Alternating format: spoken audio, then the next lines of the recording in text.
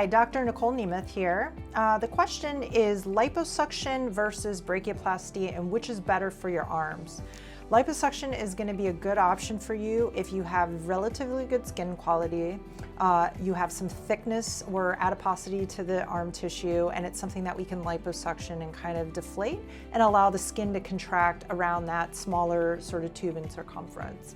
However, if you already have like a bunch of loose hanging skin of the upper arm, even if it's combined with some thickness of the tissues, a lot of times what we'll do is liposuction the arms at the very beginning of the process of that surgery, and then we will do a brachioplasty. And a brachioplasty is an arm lift, and the incision is going to go usually towards the elbow up into your armpit, and a lot of times down the side of the chest or the thoracic area, because there is skin laxity that extends there as well. So you can imagine a scar that is on the inner part of your arm, that is the full length of it.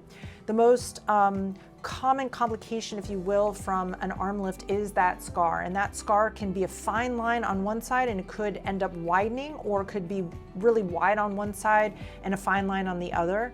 So there's also issues with that, and I think that you have to remember, if you do already have loose hanging skin along the length of your arm, your best bet is going to be an arm lift.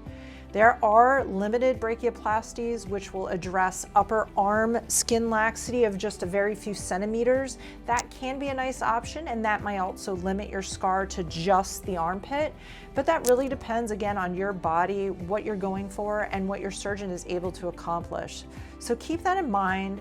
We're obviously going to discuss this during the consultation so we can find out the right plan for you and you can be prepared and know what to expect.